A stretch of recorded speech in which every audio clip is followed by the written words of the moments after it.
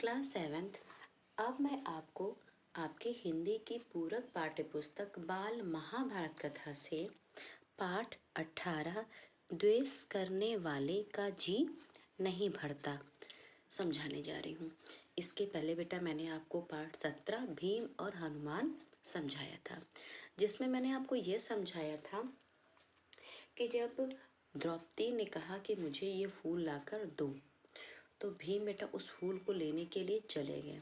तभी जो है केले का विशाल बाग था और वहीं पर बेटा भीम की मुलाकात हनुमान से हुई और हनुमान ने भीम को आशीर्वाद भी दिया कि जो युद्ध होगा उसमें जीत तुम्हारी होगी और अर्जुन की जो ध्वजा होगी अर्जुन के रथ पर, उस पर मैं विराजमान रहूंगा।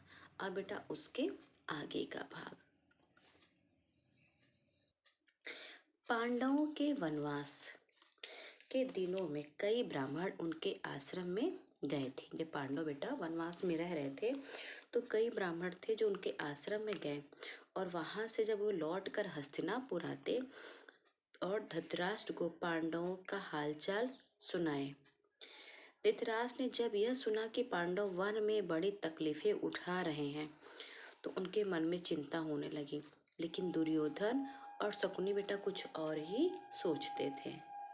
जैसा कि बेटा पाठ का नाम है द्वेष करने वाले का जी नहीं भरता। जो बेटा द्वेष रखता है, ईर्ष्या की भावना रखता है, उसका हृदय कभी भी भरता नहीं है। एक के बाद एक दूसरा द्वेष आ ही जाता है। पांडव जब वनवास में रह रहे थे तो कई ऋषि ब्राह्मण उनके आश्रम में गए थे और जब वे वहां से लौट कर आते हस्तिनापुर तो वह धृतराष्ट्र को बताते कि पांडव जो है बहुत तकलीफें उठा रहे हैं। धृतराष्ट्र तो बेटा चिंता करते, लेकिन जो है दुर्योधन और शकुनी कुछ और ही सोचते थे। कर्ण और शकुनी दुर्योधन की चापलूसी हमेशा करते थे। शकुनी और कर्ण जो बेटा हमेशा दुर्योधन की चापलूसी करते, लेकिन दुर्योधन को भला इतने से संतोष कहाँ था। वह कर्ण से कहता, कर्ण मैं तो चाहता हूँ कि पांडवों को मुसीबत में पड़े हुए अपनी आंखों से मैं देखूं, मैं खुद देखूं कि वह मुसीबत में पड़े हैं और पांडवों को मुसीबत में पड़े हुए देखूं और उनके आंखों से मैं अपनी आंखों से मैं उनको मुसीबत में देखूं। इसलिए तुम और मामा कुछ ऐसा उपाय करो कि वन में जाकर ब्राह्मणों को देखने की पिताजी से अनुमति मिल जाए। अब दुर्योधन अब देखिए बेटा कि मतलब राजपाट छीन लिया, फिर दोबारा चौसर के लिए फिर बुलाया, फिर उनके बाद जो उनको वनवास में भेजे, लेकिन अभी भी उसका हृदय भरा नहीं। अभी वो क्या चाहता है कि कुछ ऐसा उपाय करिए कि धृतराष्ट्र से मतलब पिताजी से अनुमति मिल जाए और हम वन में जा करके जो है वहाँ उन्हें हम देखें। कर्ण ने कहा, दैत्यवन में कुछ बस्तियां हैं जो हमारे ही अधीन हैं। हर साल उन बस्तियों में जाकर चौपायों की गणना करना राजकुमारों का ही काम होता है। अब देखिए अब कर्ण ने क्या समझाया, अब कर्ण ने दुर्योधन को समझाया कि दैत्यवन में हमारी बस्तियां हैं जो हमारे ही अधीन है और जो चौपायों की गणना करना होता है वो राजकुमारों का ही काम होता है। और बहुत पहले से ये प्रथा हमारे यहाँ बहुत पहले से प्रथा चली आ रही, इसलिए हम उस बहाने पिताजी से अनुमति आसानी से प्राप्त कर लेंगे। कर्ण अपनी बात पूरी तरह कह भी नहीं पाया था कि दुर्योधन और शकुनी मारे खुशी के उछल पड़े। अभी बेटा कर्ण बता ही रहा था कि दैत्यवन में कुछ बस्तियां हैं हमारे अधीन है, चौपायों की गिनती करना राजकुमार का काम, अभी बता ही रहा था। इतने में बेटा दुर्योधन और शकुनी बहुत खुश हुए। राजकुमारों ने धृतराष्ट्र से आज्ञा पूर्वक प्रार्थना की और इसकी अनुमति प्रार्थना की कि वह इसकी अनुमति दे दे, लेकिन धृतराष्ट्र बेटा नहीं माने। दुर्योधन ने विश्वास दिलाया कि पांडव जहाँ होंगे वहाँ वे सब नहीं जाएंगे, बड़ी सावधानी से काम लेंगे। विवश होकर बेटा धृतराष्ट्र ने अनुमति अब दे दी। दुर्योधन ने कहा कि जहाँ पांडव रह रहे होंगे हम उधर नहीं जाएंगे और इस तरह से बेटा धृतराष्ट्र ने विवश होकर आखिर जो है उन्हें दैत्यवन जाने की अनुमति दे दी और एक बड़ी सेना लेकर बेटा कौरव दैत्यवन के लिए रवाना हो गए। दुर्योधन और कर्ण अब बहुत खुश थे। उन्होंने पहुंचने पर अपने डेरे ऐसे स्थान पर लगाए जहां से पांडवों का आश्रम मात्र 4 कोस की ही दूरी पर था। मतलब अपना डेरा ऐसे स्थान पर डाला कि जहां से पांडवों का जो आश्रम था वो मात्र 4 कोस की ही दूरी पर था। गंधर्वराज चित्रसेन भी अपने परिवार के साथ उसी जलाशय के तट पर डेरा डाले हुए था। दुर्योधन के अनुचर जलाशय के पास गए और किनारे पर तंबू गाड़ने लगे। इस पर बेटा चित्रसेन के नौकर बहुत बिगड़े और दुर्योधन के अनुचरों की खूब खबर ली। वे कुछ न कर सके और अपने प्राण लेकर भाग खड़े हुए। बेटा दुर्योधन अपना डेरा जो है वहाँ डाल रहा था। वहीं पर मतलब जहाँ डाल रहा था वहीं पर बेटा गंधर्व के राजा थे चित्रसेन। वह भी अपने परिवार के साथ जलाशय के पास में ही डेरा डाले हुए थे। ये डेरा डाल रहे थे और वे डेरा डाले हुए थे। दुर्योधन के अनुचर जो थे बेटा वह भी गए और जलाशय के पास जो है तंबू गाड़ने लगे।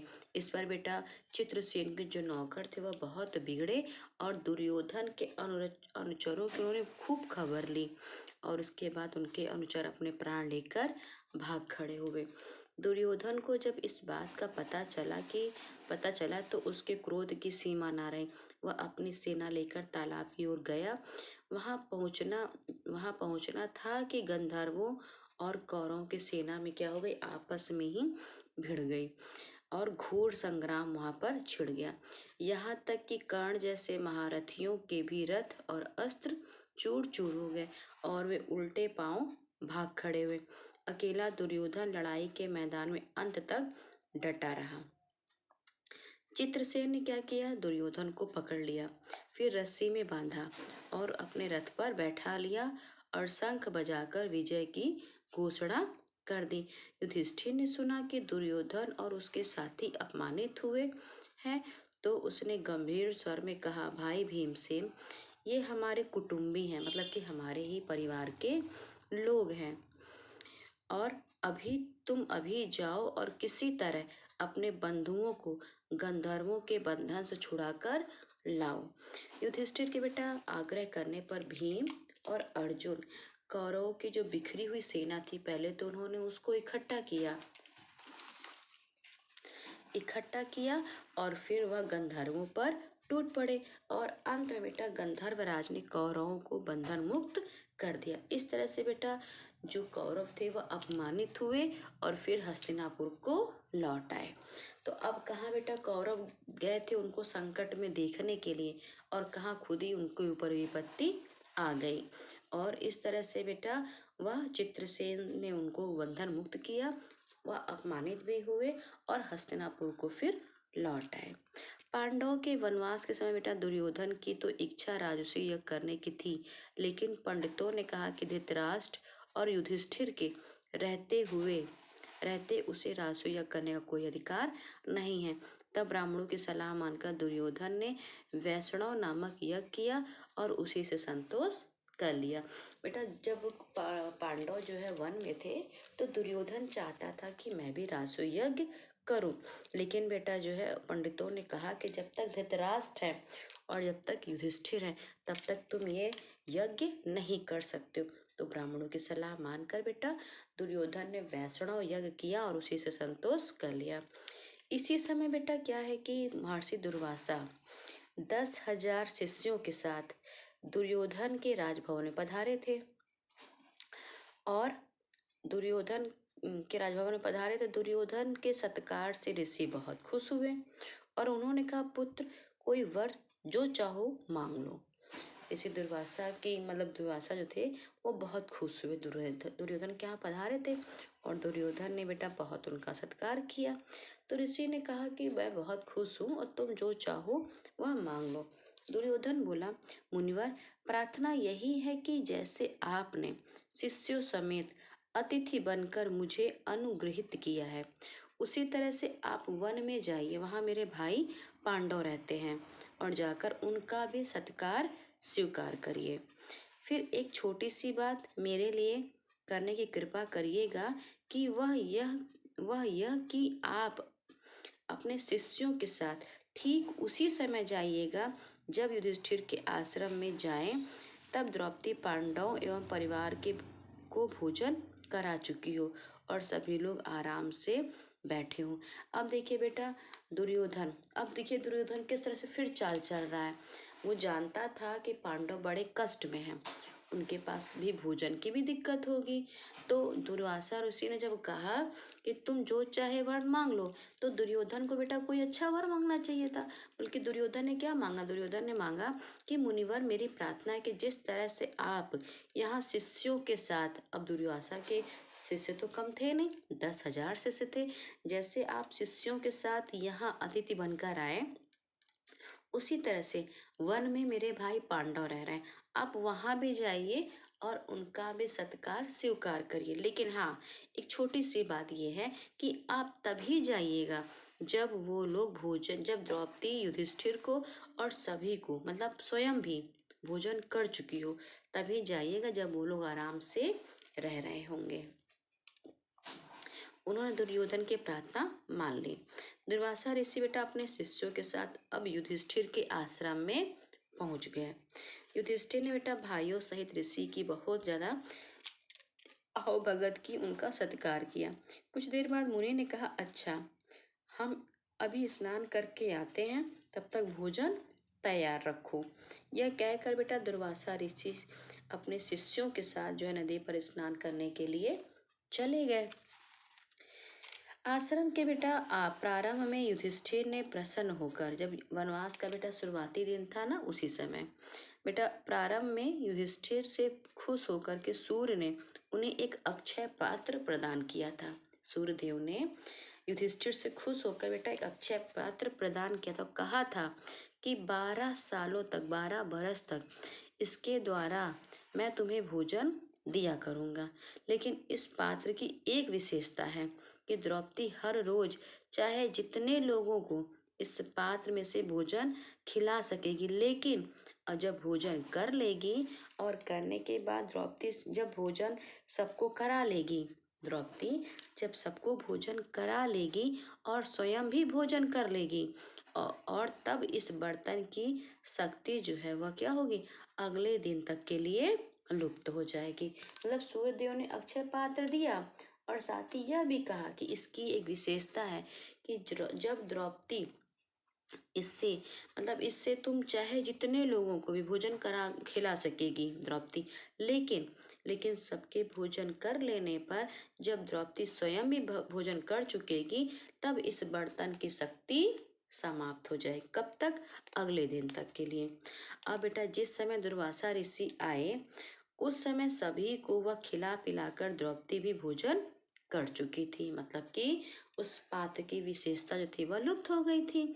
इसलिए सूर्य का अक्षय पात्र उस दिन के लिए बेटा अब खाली हो चुका था, क्योंकि द्रौपदी भी भोजन कर चुकी थी। द्रौपदी बेटा बहुत चिंतित थी, अब क्या करे? कोई सहारा ना पाकर तुरंत उसने बेटा परमात्मा की शरण ली। इतने में कहीं से श्री कृष्ण जो है, श्री कृष्ण वहां आ गए और सीधे बेटा आश्रम के वह रसोई में गए। श्री कृष्ण आश्रम की रसोई में गए और कहने लगे कि बहन कृष्णा, बहुत भूख लगी, कुछ खाने को तो दे दो।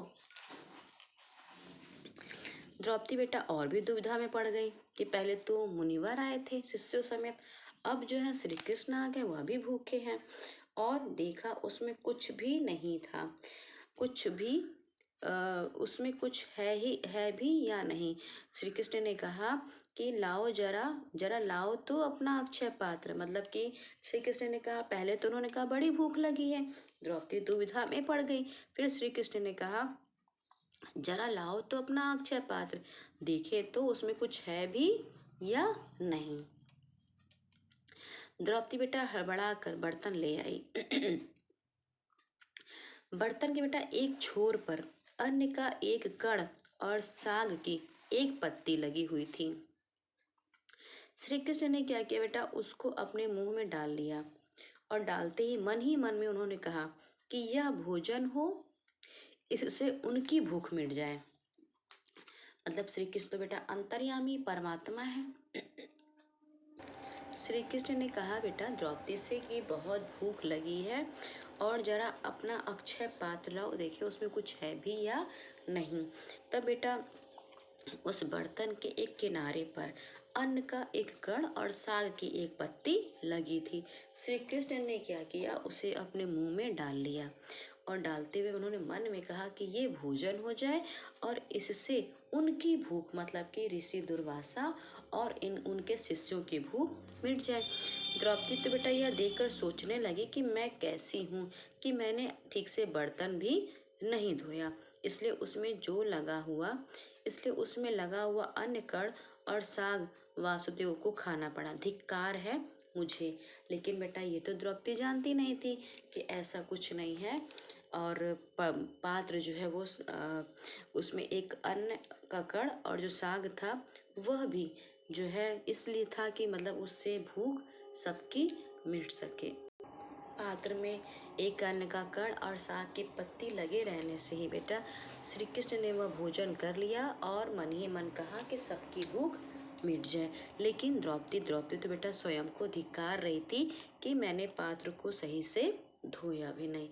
अब आइए बेटा पेज नंबर 48 पर। जब इस तरह से द्रौपदी बेटा अपने आप को धिक्कार रही थी तो इतने में श्री कृष्ण ने बाहर जाकर भीम को कहा, भीम जल्दी जाओ और इसी दुर्वासा को शिष्यों सहित भोजन के लिए बुला लाओ। बेटा भीमसेन उस स्थान पर गए जहाँ दुर्वासा ऋषि शिष्यों सहित जो है स्नान कर रहे थे। नजदीक जाकर भीमसेन क्या देखता है कि बेटा ऋषि दुर्वासा का सारा शिष्य समुदाय स्नान करके भोजन भी कर चुका है। श्री कृष्ण ने कहा कि जाओ और उन्हें बुला लाओ। भीमसेन से कहा तो भीमसेन जब गए वहां पर तो वो क्या देखते हैं कि वो स्नान भी कर चुके हैं और भोजन भी कर चुके। इसी दुर्वासा से कह रहे थे, गुरुदेव युधिष्ठिर से हम व्यर्थ में ही कह आए कि भोजन तैयार रखे। हमारा पेट तो भरा हुआ है, हमसे तो उठा भी नहीं जाता। इस समय तो हमारी जरा भी खाने की इच्छा नहीं है। यह सुनकर बेटा दुर्वासा ने भीमसेन से कहा, हम सब भोजन कर चुके हैं। मतलब कि ऋषि दुर्वासा से कह रहे थे। भीमसेन जब गए वहां पर और देखते क्या है कि ऋषि दुर्वासा का सारा शिष्य समुदाय स्नान भी कर चुका है और भोजन भी कर चुका है। ऋषि दुर्वासा से कह रहे थे, गुरुदेव युधिष्ठिर से, और आपस में शिष्य ना बेटा दुर्वासा से कह रहे थे, मतलब शिष्य जो है वो दुर्वासा से कह रहे थे, गुरुदेव युधिष्ठिर तो हम व्यर्थ में ही कह आए कि भोजन तैयार रखे, लेकिन हमारा पेट तो क्या है, भरा हुआ है और इतना भरा है कि हमसे उठा भी नहीं जा रहा है और इस समय तो हमारी जरा भी खाने की इच्छा नहीं है। वे आपस में बेटा मतलब ऋषि जो है दुर्वासा से कह रहे थे। यह सुनकर बेटा दुर्वासा ने भीम से कहा कि हम सब तो भोजन कर चुके हैं। युधिष्ठिर से जाकर कहना कि असुविधा के लिए हमें क्षमा करें। यह कहकर बेटा ऋषि अपने शिष्यों सहित वहां से रवाना हो गए। पाठ 19 मायावी सरोवर। पांडवों के वनवास की अवधि पूरी होने को ही थी, मतलब कि उनकी वनवास की अवधि बेटा पूरी होने वाली थी। 12 बरस समाप्त होने में अब कुछ ही दिन रह गए थे। उन्हीं दिनों एक निर्धन ब्राह्मण की सहायता करते हुए बेटा पांचों भाई जंगल से काफी दूर निकल आए थे। मतलब एक निर्धन ब्राह्मण की सहायता करते करते वह बेटा जंगल में काफी दूर निकल आए। वे थके हुए थे, सो जरा अब आराम करने लगे। युधिष्ठिर नकुल से बोले, भैया जरा उस पेड़ पर चढ़कर देखो तो कि कहीं कोई जलाशय या नदी दिखाई दे रही है। नकुल बेटा पेड़ पर चढ़ गया और देखा और उतर कहने लगा, कुछ दूरी पर ऐसे पौधे दिखाई दे रहे हैं जो पानी के नजदीक ही उगते हैं। मतलब कि उन पौधों को देखकर जो पानी के नजदीक उगते, उन उन पौधों को देखकर उसने अनुमान लगाया कि वहां जलाशय होगा।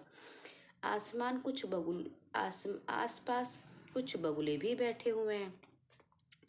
वहीं कहीं आसपास पानी अवश्य होना चाहिए। मतलब कि बगुलों को देखकर कि आसपास बगुले बैठे हैं, फिर ऐसे पौधे हैं जो जलाशय के निकट होते हैं, तो आसपास पानी अवश्य होना चाहिए। युधिष्ठिर ने कहा कि जाकर देखो और पानी मिले तो ले आओ। यह सुनकर बेटा नकुल तुरंत पानी लाने के लिए चल पड़ा। कुछ दूर चलने पर बेटा अनुमान के अनुसार नकुल को वह जलाशय भी मिल गया। जैसा कि नकुल ने अनुमान किया था, तो जलाशय भी मिल गया। उसने सोचा कि पहले तो मैं अपनी प्यास बुझा लूं और फिर मैं तरकस में पानी भरकर भाइयों के लिए ले जाऊंगा। यह सोचकर उसने बेटा दोनों हाथों की अंजलि में पानी लिया और पीना ही चाहता था कि इतने में एक आवाज आई कि माद्री के पुत्र, दुस्साहस न करो। यह जलाशय मेरा है, मेरे अधीन है। पहले मेरे प्रश्नों का उत्तर दो, फिर पानी पीना। बेटा अब नकुल को तो प्यास इतनी तेज लगी थी कि उस वाणी की उन्होंने परवाह नहीं की और अंजलि से पानी पी लिया। पानी पीते ही बेटा क्या हुआ कि पानी पीते किनारे पर चढ़ते ही पानी पिया और किनारे पर चढ़ते ही नकुल को चक्कर आया और वह वहीं गिर पड़ा।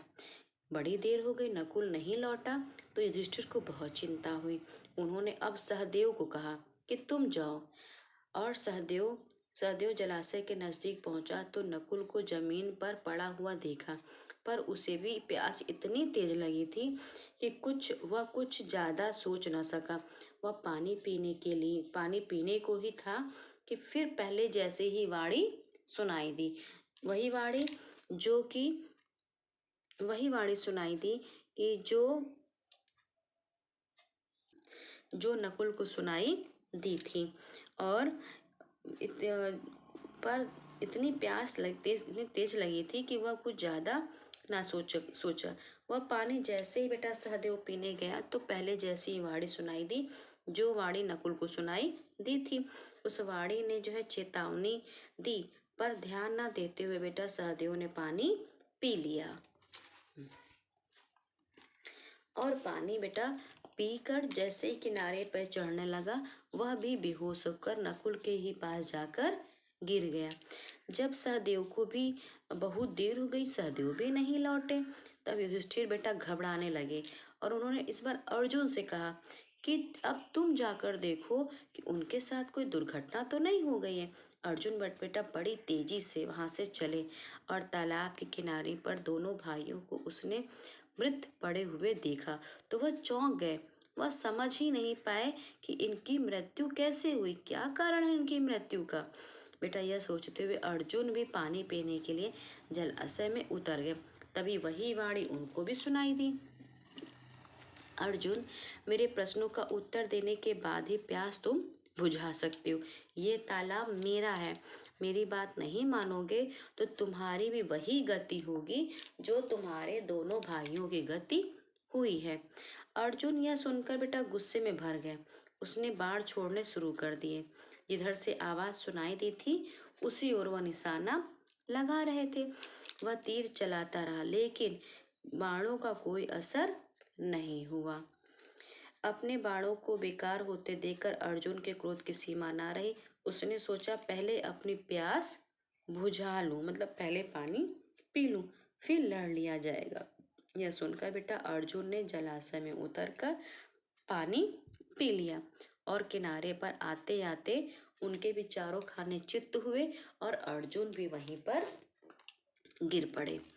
रास्ता देखते देखते बेटा युधिष्ठिर बहुत व्याकुल हुए। अब उन्होंने भीम से चिंतित स्वर में कहा, भैया भीमसेन, देखो तो अर्जुन भी नहीं लौटा। जरा तुम ही जाकर तलाश करो, तीनों भाई को क्या हो गया है। युधिष्ठिर की बेटा आज्ञा मानकर भीमसेन तेजी से जलाशय की ओर बढ़े और तालाब के किनारे क्या देखते हैं कि तीनों भाई उनके मरे से पड़े हुए। सोचा यह किसी यक्ष की करतूत है, जरा पानी पी लूं फिर देखता हूँ। यह सोचकर भीमसेन बेटा तालाब में उतरना ही चाहते थे कि फिर वही आवाज उनको भी सुनाई दी, मुझे रोकने वाला तू कौन है। कहता हुआ भीमसेन बेटा बेधड़क तालाब में उतर गया और पानी भी पी लिया। पानी पीते ही बेटा वह भी अपने भाइयों की तरह ही वहीं किनारे पर जो है ढेर हो गया, वहीं गिर गया। इधर युधिष्ठिर अकेले बैठे थे। अब वह घबराने लगे और सोचने लगे कि बड़ी आश्चर्य की बात है कि कोई भी अब तक नहीं लौटा। आखिर भाइयों को हो क्या गया? क्या कारण है कि अभी तक वे नहीं लौटे? जल की खोज में वे जंगल में इधर उधर भटक तो नहीं गए? मैं ही चलकर देखता हूँ कि बात क्या है। और इस तरह से बेटा अब युधिष्ठिर भी जलाशय की ओर चल दिए। पाठ 20 ये बेटा आपके हाफ ईयरली एग्जामिनेशन का जो है लास्ट चैप्टर है। आपकी जो पूरक पाठ्य पुस्तक है बेटा उसमें 1 से 20 तक आपके हाफ ईयरली पोर्शन में आना था। और मैंने आपको एक एक पाठ बेटा समझा दिया है। मैंने पाठ भी समझाया, मैंने आपको बेटा सभी बातों को भी समझाया जो प्रत्येक पाठ में दी गई है। मैंने सभी बातों को समझाया है और मैंने ये भी कहा बेटा आपसे कि आप भी इसको पढ़िए और समझिए, क्योंकि जो बेटा प्रश्न उत्तर आता है वो पाठ के बीच में से ही आता है। तो ये जो है बेटा ये आपके हाफ ईयरली एग्जामिनेशन का लास्ट चैप्टर है, पाठ 20 यक्ष प्रश्न। युधिष्ठिर बेटा उसी विषैले तालाब के पास अब पहुंच गए जिसका जल पीकर उनके चारों भाई मृत से पड़े हुए थे। जब बेटा युधिष्ठिर ने अपने भाइयों को देखा तो वो चौंक पड़े। असह शोक के कारण उनकी आंखों से भी आंसू बहने लगे। कुछ देर उन्होंने विलाप किया। करने के बाद बेटा युधिष्ठिर ने जरा ध्यान से भाइयों के शरीरों को देखा। पहले तो युधिष्ठिर विलाप करने लगे, युधिष्ठिर की मतलब उनके भाई मृत से पड़े थे, रोने लगे, विलाप करने लगे। फिर अपने भाइयों को उन्होंने भाइयों के शरीर को बहुत ध्यान से देखा और अपने आप से युधिष्ठिर कहने लगे, यह तो कोई माया जाल सा लगता है। आसपास जमीन पर किसी शत्रु के, अब आइए बेटा पेज नंबर 50 पर, शत्रु के पाँव के निशान भी नहीं है। हो सकता है कि यह भी दुर्योधन का ही कोई षड्यंत्र हो। संभव है पानी में उसने विष मिला दिया हो। सोचते सोचते बेटा युधिष्ठिर भी प्यास से प्रेरित होकर तालाब में उतरने लगे। इतने में वही वाणी सुनाई दी। युधिष्ठिर ने ताड़ लिया कि यह कोई यक्ष बोल रहा है। उन्होंने बात मान ली और बोले, आप प्रश्न कर सकते हैं। यक्ष ने बेटा कई प्रश्न किए जिनके उत्तर युधिष्ठिर ने दिए। मतलब कि जब बेटा युधिष्ठिर तालाब के किनारे आए, जलाशय के किनारे, तो उन्होंने देखा अपने भाइयों को मृत सा पड़ा हुआ, तो विलाप करने लगे। लेकिन अपने भाइयों के शरीर को ध्यान से देखा तो देखते हैं कि क्या नाम है कि लगता है कि उन्होंने कहा कि यह तो कोई माया जाल सा लगता है, क्योंकि आसपास जमीन पर किसी शत्रु के पैर के निशान भी नहीं है। हो सकता है कि दुर्योधन का ही कोई षड्यंत्र हो। संभव है पानी में विष मिला हो।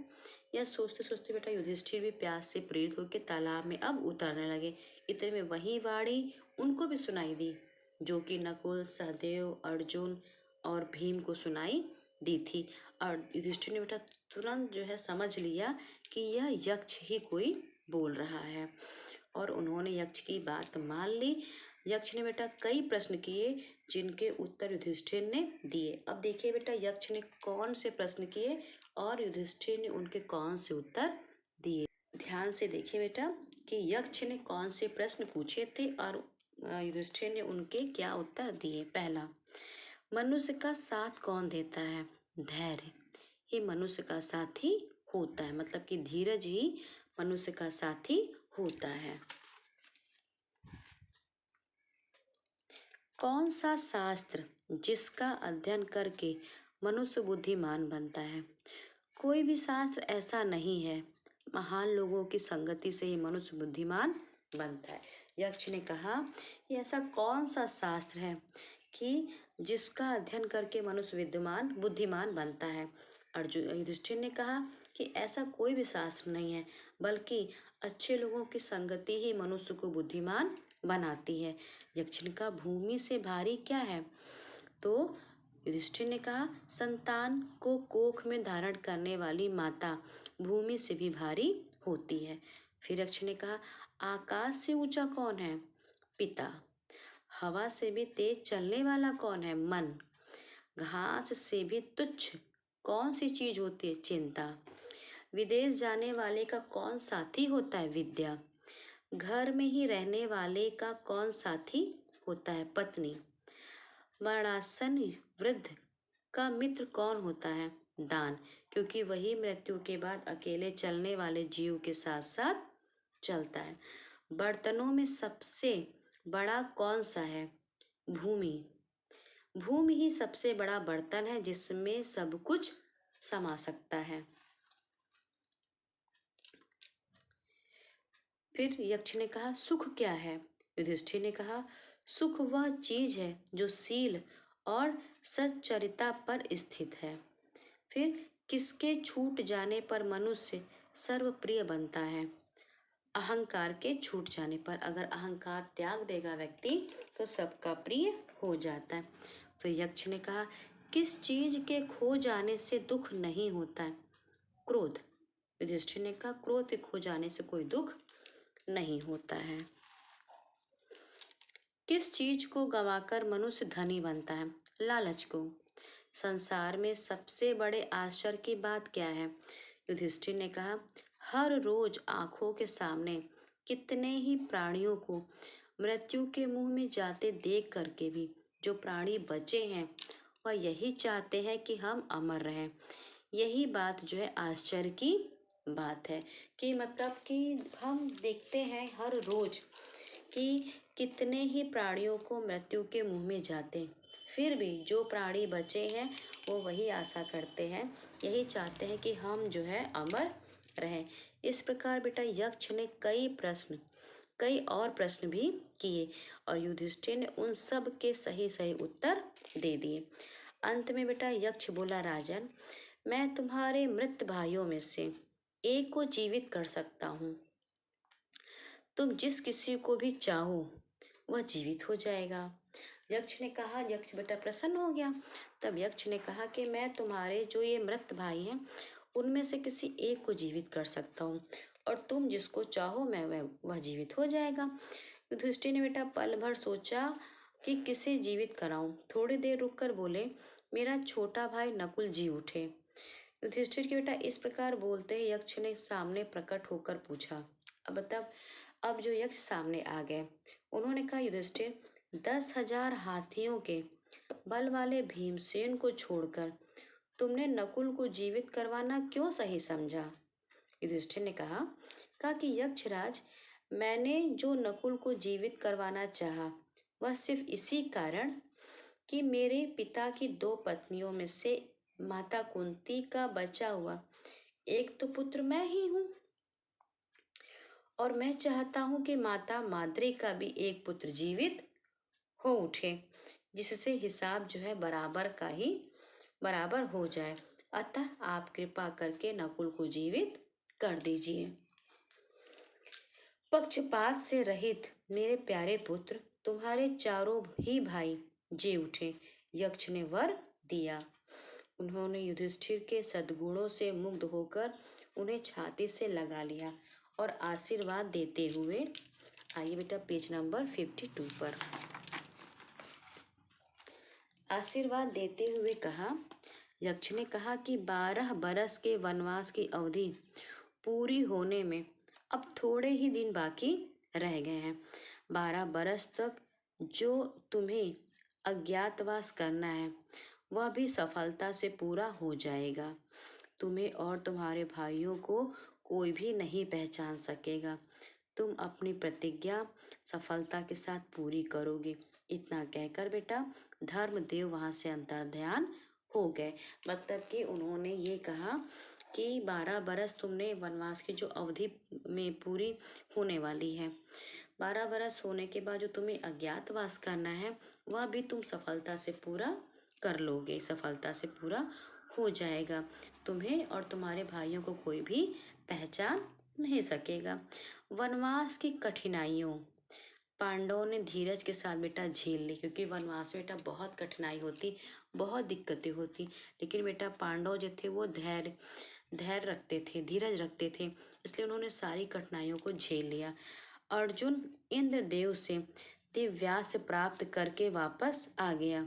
मतलब कि इन दिनों बेटा अर्जुन भी जो है इंद्रदेव से उन्होंने भी जो है दिव्यशास्त्र प्राप्त कर लिया।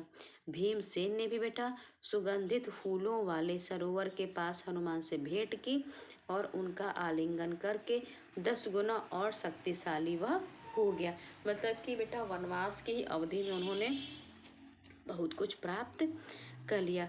मायावी सरोवर के पास युधिष्ठिर ने स्वयं धर्मदेव के दर्शन किए, उनसे गले मिलने का सौभाग्य भी प्राप्त हुआ। वनवास की अवधि पूरी होने पर बेटा युधिष्ठिर ने ब्राह्मणों की अनुमति लेकर उन्हें और अपने परिवार के अन्य लोगों से कहा कि वे नगर को लौट जाएं। बेटा जब वनवास की अवधि पूरी हो गई तो युधिष्ठिर ने ब्राह्मणों को की अनुमति ली और लेकर के उन्हें और अपने परिवार के अन्य लोगों से कहा कि वे नगर को लौट जाएं। युधिष्ठिर की बात मानकर बेटा सब लोग नगर लौट आए और यह खबर उड़ गई कि पांडव हम लोगों को आधी रात में सोया हुआ छोड़कर ना जाने कहाँ चले गए। यह सुनकर बेटा लोगों को बड़ा दुख हुआ। ये खबर भी बेटा चारों तरफ फैल गई, उड़ गई कि पांडव जो है हम लोगों को आधी रात में सोया हुआ छोड़कर जो है ना जाने कहाँ चले गए। यह सुनकर लोगों को बहुत दुख हुआ। इधर पांडव वन में एक एकांत स्थान पर बैठकर आगे के कार्यक्रम पर अब सोच विचार करने लगे। युधिष्ठिर ने अर्जुन से पूछा, अर्जुन बताओ कि यह 13वां बरस हम किस देश में और किस तरह से हम बिताएं। अर्जुन ने जवाब दिया, महाराज इसमें संदेह नहीं है कि हम 12 महीने बड़ी सुगमता के साथ इस प्रकार बिता सकेंगे कि जिससे कि किसी को भी हमारा असली परिचय प्राप्त न हो। अर्जुन ने कहा कि ये जो 12 महीने हैं हम बड़ी सुगमता के साथ इस प्रकार बिता सकेंगे कि जिसमें किसी को भी हमारा असली परिचय प्राप्त ना हो सके। अच्छा यही होगा कि हम सब एक साथ ही रहें। कौरवों के देश के आसपास पांचाल, मत्स्य, वैदेह, बालिक, दर्शान, शूरसेन, मगध आदि कितने ही देश हैं। इनमें से आप जिसे पसंद करें वहीं जाकर रह जाएंगे। यदि मुझसे पूछा जाए तो मैं कहूँगा कि मत्स्य देश में जाकर रहना ठीक होगा। अर्जुन ने कहा कि बहुत से आसपास देश हैं, हम वहाँ जाकर रह सकते हैं, और अगर मुझसे पूछा जाएगा तो मैं यही कहूँगा कि मत्स्य देश ही सही रहेगा। इस देश के अधीन राजा विराट है, मतलब कि इस देश के जो अधीश राजा हैं वह विराट है, और विराट नगर बहुत ही सुंदर और समृद्ध है। मेरी तो ऐसी ही राय है, आप जो उचित समझें। अर्जुन ने कहा कि मेरी राय है कि मत्स्य देश में जाकर रहना ठीक होगा। इस देश के जो राजा हैं विराट है, अधीश राजा विराट है, और नगर भी बहुत सुंदर है। अब जैसा आप उचित समझे। युधिष्ठिर ने कहा, मत्स्याधिपति राजा विराट बड़े शक्ति संपन्न है, दुर्योधन की बातों में भी वह आने वाले नहीं है, अतः राजा विराट के यहाँ छिपकर रहा जाए। इस तरह से बेटा 12 जो बरस था उन्होंने पूरा कर लिया, और अज्ञातवास के समय वह मत्स्य देश के राजा विराट के यहाँ वह छिपकर रहे। क्लास 7 आज बेटा आपका यहाँ पर जो है हाफ ईयरली पोर्शन कंप्लीट हो गया। क्लास 7 आपका बेटा जो हाफ ईयरली पोर्शन है वसंत, वह भी समाप्त हो गया है। आपका हिंदी का द्वितीय पाठ्य पुस्तक मतलब कि मैं और मेरा व्याकरण, उसका भी बेटा हाफ ईयरली पोर्शन कंप्लीट हो गया है। आपका संस्कृत में 2 चैप्टर्स आने हैं, वो भी आपका कंप्लीट हो चुका है। अब बेटा आपको करना क्या है, आपको जो कहानी मैंने आज पढ़ाई है इसे पढ़ना है। कॉपी वर्क में बेटा जो PDF आपको आज दिया जाएगा उस PDF के अनुसार बेटा आप कॉपी वर्क कर लेंगे। आपको पाठ 8 से पाठ 20 तक के प्रश्नोत्तर करना है, जो आपको कई भागों में दिया जाएगा। प्रश्नोत्तर बेटा एक पार्ट से लिए जाते हैं, जो भी महत्वपूर्ण रहता है, महत्वपूर्ण तथ्य होते हैं वही प्रश्न उत्तर में लिए जाते हैं, इसलिए आपको थोड़ा थोड़ा ही लिखना है। तो जो पीडीएफ आपको आज दिया जाएगा आप उसी के अनुसार अपना कॉपी वर्क करेंगे और जितना मैंने पढ़ाया है आप उसको भी अच्छे से पढ़ेंगे। अब बेटा इसके बाद आपका रिवीजन वर्क होगा। अब आपको कॉपी वर्क कर लेना है क्योंकि आप संस्कृत पहले पढ़ चुके हैं, हिंदी द्वितीय पाठ्य पुस्तक जो है आपकी वो भी पढ़ चुके हैं।